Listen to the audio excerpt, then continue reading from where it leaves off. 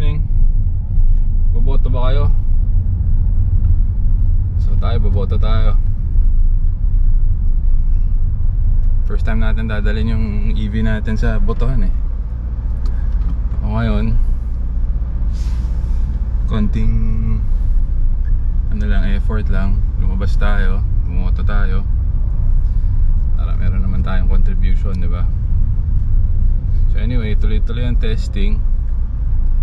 Nasa 28,925 na to eh. Lapit na, 1,000 kilometers na ang tinakbo natin. Uy, ang ganda ng Defender. Ngayon lang ako nakakita ng Defender dito ah.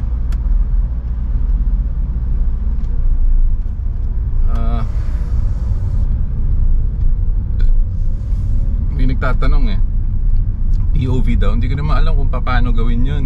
Kasi kailangan naman isubo ko yung camera dito, no? Kung paano ba POV ng pagmamaneho, pagsishift.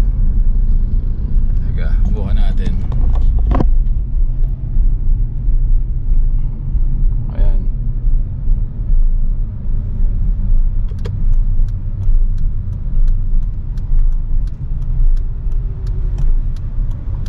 Third gear.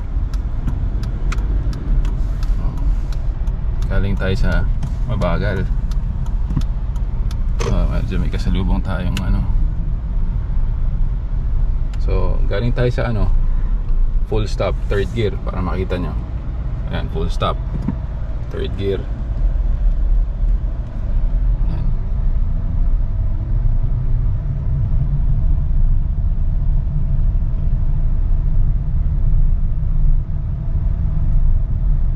Okay, naka-regen tayo as usual. Daming boboto. So pansinin nyo, hindi ako nag-shift. Kahit na umabot pa to ng 60 kph third gear, from 0 to 60 ayos lang. Syempre hindi malakas ang nito kasi syempre third gear eh. Pero kumbaga kung tinatamad ka, ayos na to, third gear ka lang. Sige, second tayo. Walang bumaboto halos ah. Ayan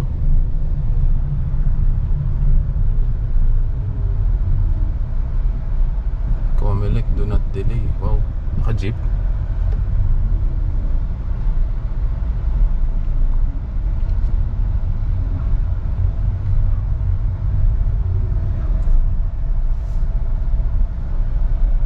Okay. Tsaka by the way, hindi ako nagka-clutch kapag yung normally, di ba? Ayaw natin mamatayan, ka-clutch tayo.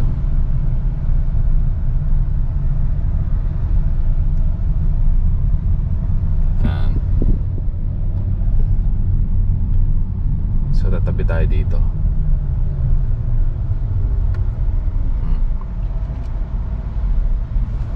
So nakapasok ako sa gear, segunda to eh. Pero hindi na clutch. Pasensyahan nyo yung mga wiring natin dyan. Ito yung clutch ah. So segunda tayo. Basta hindi umiikot yung motor, kaya yan. Usually kasi pag naka-on yung regen, hindi iikot ang motor eh. Kaagad siya, magsa-stop kaagad siya. So yan, second gear, diba? First gear hindi ako nagpa-first gear kasi konting ikot lang shift ka kaagad eh. Kaya naman ng second gear. Actually second, third lang gamit ko eh. Third. Kahit fourth, kaya din. Buo natin, fourth yan, naka fourth na.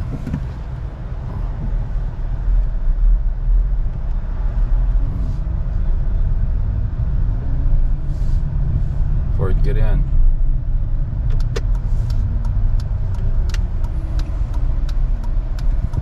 Mabuto dun sa banda sa malayo. So as you can see, medyo malakas ang electric na nabili ko na motor. So kahit medyo pa incline to, 4th gear, ang tapa ko konti lang, tingnan nyo.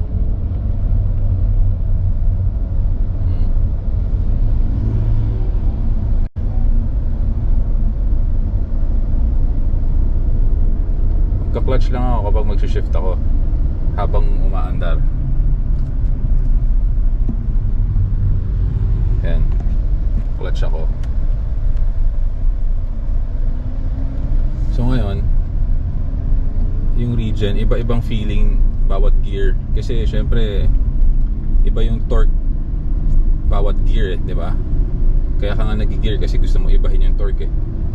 So kapag ka naka 4th gear ka kunwari, hindi yung feeling ng Regen, hindi malakas, di ba? Kumpara mo sa 3rd, kumpara mo sa tapos 2nd and 1st. Pinakamalakas 1st kasi ang 1st mataas ang torque talaga, di ba? So pabalik nun, ganun din yung feeling in reverse from the gulong to the electric motor. So kunwari gusto mo malakas ang Regen, tapos gamit mo 4th, pwede mong i-adjust yung profile ng Regen. Kasi dalawa yung profile nito, di ba? 20% saka 40%. Pwede mong gawin yun. Kumbaga timpla, combination. So itong profile na to, itong gear na to, parang ganun. So ngayon, lang tayo, 4th, 2nd gear tayo. Yan. Actually hindi ko na kailangan mag-clutch eh. Walang clutch Ayan o.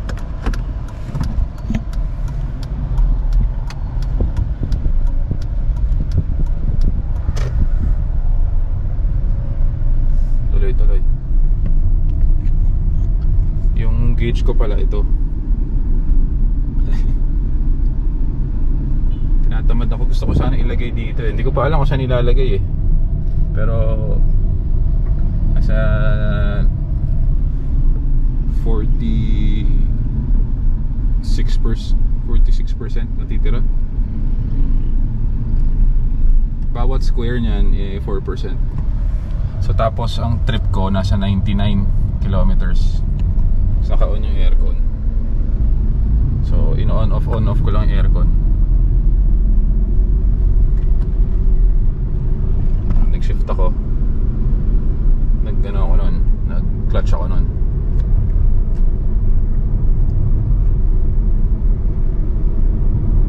Ayan, Regen.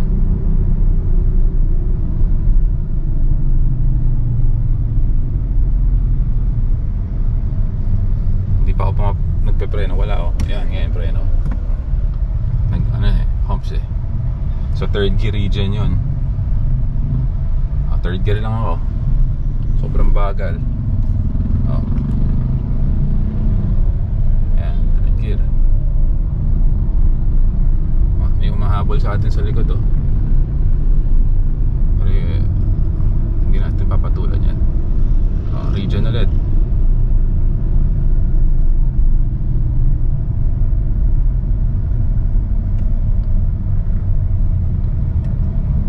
Okay, 3rd gear pa rin.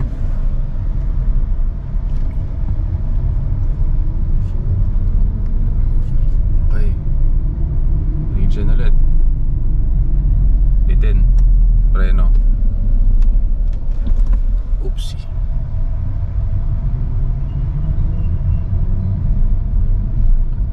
So sanayan lang yung Regen yung feeling. Pag nasanay ka na, alam mo na yung tansya eh. Kung kailan ka lilift ng paa mo sa pedal.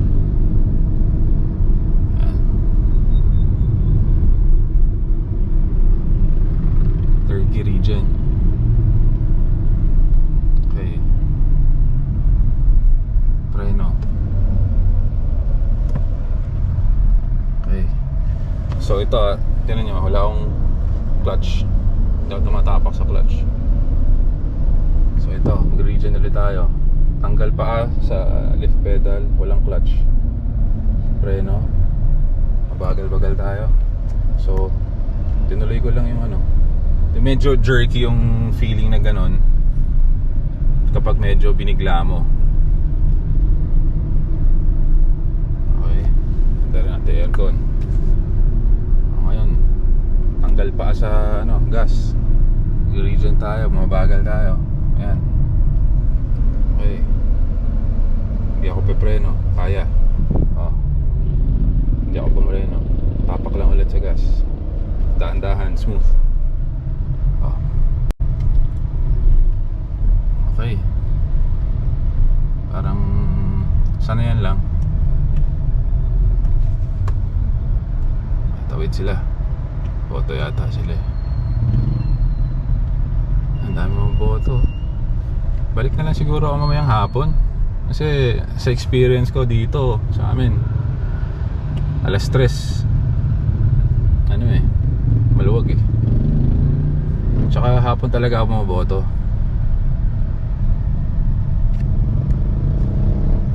Ayan, nasa 100 na tayo.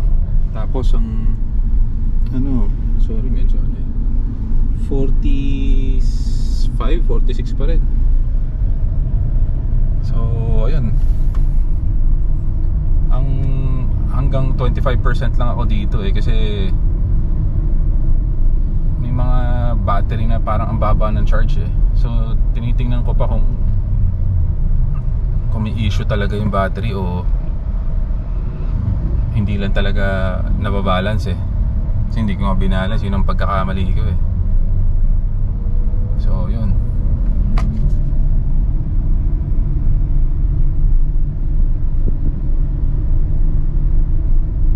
So ito ulit. Oh, single pedal driving oh. Hindi ako nagpepreno, yan.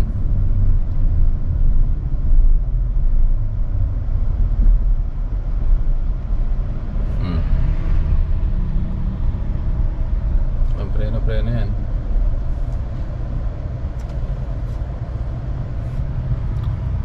So yun. Yun lang ang ano, may i-share ko for today. Salamat sa bagong subscribers at sa lumang subscribers. Tanong lang kayo kung anong maiisip ninyo na ano gusto niyo malaman. Kasi dito lang tayo para sagutin yan kung kaya natin sagutin. Yan. Tuloy-tuloy lang ang testing. Kapag umabot na tayo sa 1,000 ano, parang PMS na natin yan eh. So ang gagawin ko doon, check ko lahat ng mga bolts, na nuts and bolts, kasi naka-torque lahat yun, di ba? Patungan ng battery, etc. So minark ko yung mga torque na yun kung lumuwag. Actually yung mga terminals ng battery natin naka-torque din yun.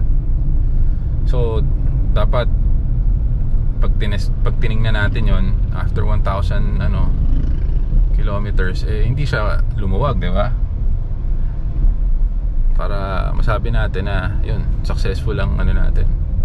I think enough na yung 1,000 kilometers para ma-assess mo kung sablay ba yung conversion, di ba?